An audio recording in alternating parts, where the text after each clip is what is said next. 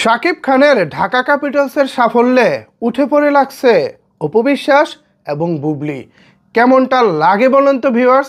শাকিব খানের ব্যক্তিজীবন থেকে শুরু করে কর্মজীবনে এই দুই মহিলা কি শাকিব খানকে কোনোভাবেই শান্তিতে থাকতে দিবে না? যখন শাকিব খানের ঢাকা ক্যাপিটালস খারাপ খেলে তখন তো তারা মায়া কান্না কাঁদে না, তখন তো তারা বলে না আজকে আমাদের মন খারাপ, আজকে ঢাকা ক্যাপিটালস হেরেছে, ঢাকা ক্যাপিটালস সাফল্য পাচ্ছে না, এ কারণে আমাদের মন ভেঙে গেছে, এই কথা তো তারা বলে না।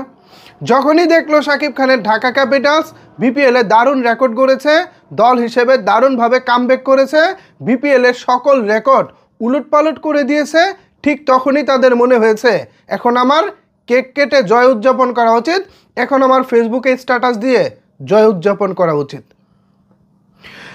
শুরুতে ঢাকা ক্যাপিটালস গতকালকে রাতে রেকর্ড সংখ্যক জয়ের পর শুরুতে বুবলি স্ট্যাটাস দেয় ফেসবুকে। তার ঠিক 3 ঘন্টা পরে অপু বিশ্বাসের মনে হলো আরে ভাই, আমি তো পিছিয়ে যাচ্ছি, বুবলি তো হচ্ছে স্ট্যাটাস দিয়ে দিল, আমার তো তার থেকে ভালো কিছু করতে হবে।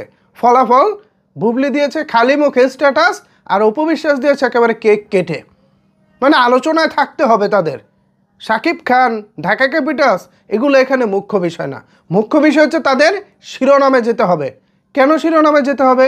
একজন প্রাক্তনের দল, সে কি করতেছে না করতেছে সেটা ওই দলের ব্যাপার, ওই প্রাক্তনের দলের সাথে আমাদের নিজেদের নাম জড়াতে হবে, না হলে এখানে মহাভারত অশুদ্ধ হয়ে যাবে। বিষয়টা কি সেরকম? আমরা যারা ঢাকার সমর্থক আছি, ঢাকা ক্যাপিটালসকে যারা আমরা জান প্রাণ দিয়ে ভালোবাসি, দলের হারে যেমন আমরা ব্যথিত হই, দলের জয়েও আমরা তেমন উচ্ছ্বসিত হই। আমরা দুই পার্টেই আছি, দলের ব্যর্থতায়ও আছি, দলের সাফল্যেও আছি।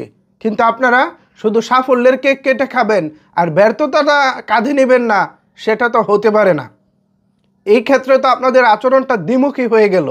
অবশ্য আপনারা সবসময় দ্বিমুখী আচরণ করেন, দুজনেই আলোচনায় থাকার জন্য নানা সময় নানান ফোন দিয়ে আটেন, এক সময় বুবলি, এক সময় অপু বিশ্বাস। মনে হয় তাদের কি জানি নাই হয়ে গেছে, যদি একজন কোনো কারণে আগে কোনো কিছু করে ফেলে অপরজনকেও করতে হবে। কেন রে এগুলো কেন? মানে আমি বুঝি না, এনাদের কি আসলে দর্শকদের প্রতি, ওনাদের ভক্তদের প্রতি বিন্দুমাত্র কোনো দায়বদ্ধতা নাই? 2 দিন পর পরই নোংরামি এদিক থেকে কত চলবে? আর শাকিব খানের যে কোনো সাফল্যেই কেন নিজেদের ভাগ বসাতে হবে? আপনারা তো শাকিব খানের রানিং কেউ না। যদি কেউ রানিং হয়ে থাকেন তাহলে এসে গণমাধ্যমের সামনে আসেন, আমাদেরকে একটু প্রমাণ দেখান, আমরাও দেখতে চাই অপু কিংবা বুবলি আপনারা শাকিব খানের রানিং কেউ, তাহলে ধরে নিতে পারবো যে না ঠিক আছে আপনার উদযাপন করাটা এখন সাজে। কিন্তু তাও তো সেরকম কিছু না। তো সেরকম যদি কিছু না হয় তাহলে এভাবে ভাগ বসাতে আসেন কেন? মানে একজন সব কিছু রেডি করে দিবে, গাছ লাগাবে, গাছের সেবা যত্ন করবে, দিন শেষে ফল আসবে, ওই ফলটা আপনাদের খেতে ভালো লাগবে, তাই না? এগুলো ছাড়েন, ইচ্ছাশ্রামী বাদ দিয়ে ভালো কিছু করেন। ভিউয়ার্স, শাকিব খানের জয়ের সাফল্য ভাগাভাগিতে ব্যস্ত অপু বিশ্বাস এবং বুবলি। এই বিষয়টিকে আপনারা কীভাবে দেখছেন চাইলে কিন্তু অবশ্যই সেটি নিচের কমেন্ট বক্সে জানাতে পারেন। ধন্যবাদ সবাইকে এতক্ষণ আমার সাথে থাকার জন্য।